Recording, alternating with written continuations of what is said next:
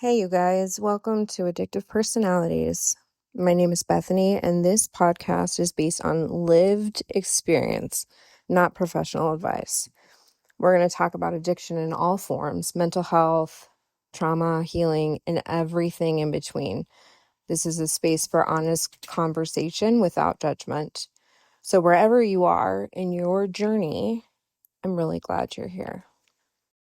Hey, guys, welcome back. Man, it feels like it's been forever, but it really hasn't been that long. And I'm really excited about this episode because I think it is really in the spirit of challenging norms in the addiction community. And I'm just really sick of labels and models and definitives and absolutes when it comes to addiction because it actually isn't helpful.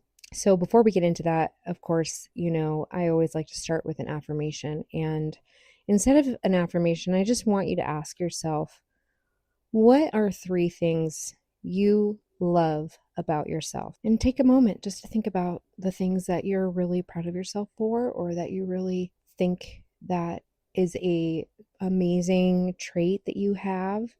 And if it is hard for you to come up with 3 things, I suggest that you ask the people around you who love you, and you might gain some insight because you're absolutely lovable and worthy of love. And you're worthy of your own love. And I know that that might be uncomfortable. It was uncomfortable for me. But once you get to the other side, it's amazing the things that change in your perspective and the way that you interpret the world. So let's get into it. Addiction has been classified as a disease for over 100 years. And I say bullshit. Let me tell you why. I have actually had a real disease. And the way that I define disease is something that you are either born with or that you contract that you don't choose, right? Addiction is absolutely a choice. It is not a disease. That is my stance. And the disease model around addiction is a theory, and that's it. Nothing more, nothing less. It is a theory. And when we're dealing with addiction, it is full of philosophical explanations and conversations and full of theories, right? And full of different modalities in which you can help treat addiction, right? But then when it comes to medical science, there is no scientific evidence that it is a disease. And there's no scientific evidence that it is an untreatable disease or that it is a lifelong disease. Now, for some, it may feel that way. And I am not negating the feeling of having a disease, but what I am fighting back against is the concept that there is an excuse, a justification, a reason to feel sorry for oneself or feel sorry for someone else because they're in an active addiction. It makes people want to put their kid gloves on and deal with these people in a different way that actually enables behavior. Okay, so just think about that for a moment. When we say, oh, that person has the disease of addiction, does it not make you want to say, oh, poor thing, they can't help it?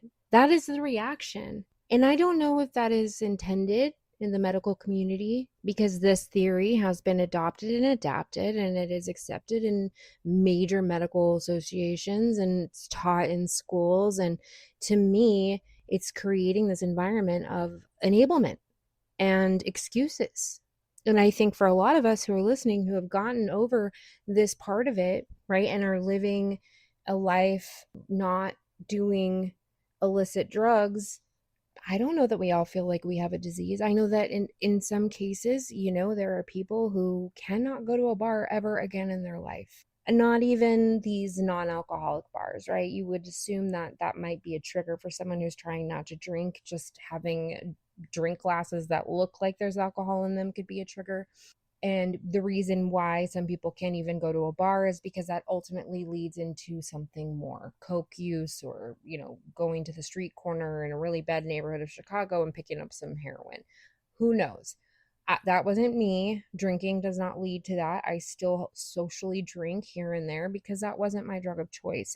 Was it a replacement drug? Yes. But this does not mean I'm diseased. This means that I made an active and deliberate choice every single time I chose to use. And I will even go insofar to say that when I was 12, I made a choice. Was it an informed choice? No. How could I have made an informed choice at 12 years old to do adult things? I did not know what I was doing. However, I still made that choice and I continued to make that choice. It did not mean that I was diseased. It meant that I was misinformed or or I was ignorant. But at the end of the day, no one is going to take my power away from my choices. And that's what this disease model does. It makes people think that they're sick and that there's no cure and that, oh, woe is me, feel sorry for me, I'm a victim. And I don't subscribe to anything that makes people think that they are victims. Okay. Yes, you could have been victimized in something.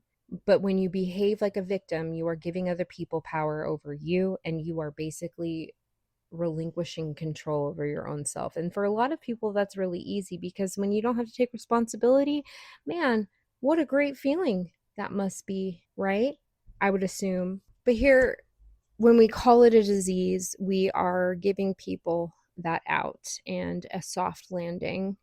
And we don't have to be, we feel this need to not be overly critical. And what they actually need is to hit the concrete face first.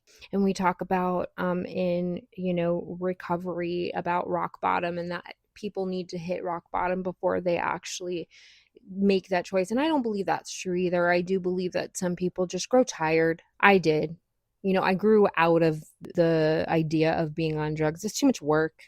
And I had a child and I had responsibilities and I really wanted more for myself. And so sometimes you grow out of it. It becomes, for some people, a really long phase of life. And so for some people, it's a very short-lived, dark time. I think that if we're going to talk about diseases, I think I would much rather talk about the disease of shame, the disease of trauma, and the disease of a lack of self-worth. And I believe that this whole addictive personality, it's kind of strategic in a way, because I don't necessarily believe in addictive personalities being a thing, but it's often what we will lightly make fun of. Oh yeah, I just have an addictive personality. Or it's something that we use to rationalize why maybe I, still smoke cigarettes, or why I shop when I shouldn't, or why I am addicted to reality TV. The fact of the matter is that addiction is something that people who have a lot of power and a lot of money have already cracked and hacked, because it is human nature to want to feel dopamine hits, and we want to feel quick, good feelings. And so you've seen that in the rise of social media addiction, TikTok addiction. The algorithms are built around that. You post something. I do it with the podcast. I post an episode and there have been times where I'm refreshing and I'm hoping that somebody is listening, because it does make me feel good. But that is just chemistry in our brains. That has nothing to do with a disease. But when we talk about illicit drug use and when we're actually altering our state of mind and our state of being, we're talking about something that is covering up a deeper rot in our souls, in our hearts, and in our minds. And I just want people to think about addiction in a way that gives the power back and accountability back to all the people involved. This includes people who are enablers, or people who are in denial and actually allowing for someone's addiction to continue. And a lot of this has to do with boundaries when we're talking about families that deal with members of their family being on drugs. It's like, yeah, you really do care about them, but you also don't care enough about yourself to put a boundary down. And maybe it's because you believe it's a disease that they can't help. But every single time that I've used, even after, even though I know better, when I have used, it has been a choice. No one can take that autonomy away from me. Nobody can take that away. And when you call it a disease, you take that away. With breast cancer, it was a disease. It was something that my body had to deal with. The choice is, let's just use heroin as an example. Yes, are the choices terrible? 100%. I can only imagine. You get clean, you go through hell in a detox period. It's probably one of the most excruciating things anybody will go through. But you choose to avoid that by continuing to use, because using is easier than going through the detox process. Once you own that, then maybe that realization is like, oh, wait, I actually have the power and I can actually go through this because I choose that I want more for myself. So let's recap. The disease model of addiction has actually confused, I think, a lot of people. And something that really gets me is when quote unquote professionals who are basically reading from a textbook or remembering from a textbook and these sociological, social determinants of health and, speculating essentially based on textbook criteria and never have actually gone through addiction themselves are just regurgitating and spouting off addiction is a disease when they don't actually have a true understanding of what addiction is. And I don't think that you can actually help others unless you've been through it, honestly, because you can have a third person understanding, but when you have a first person understanding, it really hits harder. So that's why I do want to say that when you hear that, question it, and things will always get worse before they get better. And a lot of us have already done that. But if we're still dealing with people who are out there on drugs, don't subscribe to the disease model of addiction. You're just giving them an excuse, and yourself an excuse to go easy on them. And let's just keep it real. If it were easy, nobody would be on drugs. And saying that they have a disease makes it even easier to stay on drugs. So I say ditch it. I say it's not helpful. I challenge it, and it keeps people stuck and hopeless. I'm not saying addiction isn't real. I'm not saying mental health isn't real. I think that there's a lot more to be said and a lot more validity to the underlying root causes of addiction, because addiction itself, it's a symptom of all the things I've already stated: the trauma, the shame, the guilt, the self-hatred. That's the real problem. And when you stop calling yourself diseased, you are gaining your power back. You can say, yeah, I did that, and you can own it, and then you can make a deliberate choice to do differently. And it's just a matter of changing the way you think and the way you talk.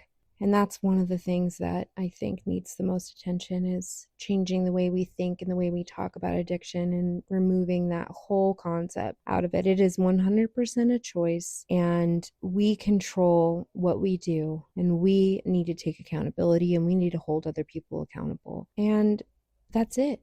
It's that simple. But with accountability and responsibility comes effort and ownership. But it's so liberating to own what you do. And so, yeah, it's never sat right with me. I don't believe it's a life sentence. And at some point, we all chose to grow. And right now, the best way to grow is to grow in our autonomy and agency over our own minds and ourselves, and call things out for what they are. And it's because we decide to do better. We want better. And I know this episode is gonna hit people a little differently, and that's okay. It's really meant to, make you think. Something I thought about earlier, and I'm sure there's like actual a basis to this, but it never dawned on me that the main root word in question is quest. So question everything when you're on your quest to be your best self. If this episode resonated with you, I would love for you to keep coming back and listening. I'm going to keep sharing, learning, and figuring this out with you in real time. And wherever you are in your journey, you're not alone. There's more to come, and we're just getting into it. This is Addictive Personalities.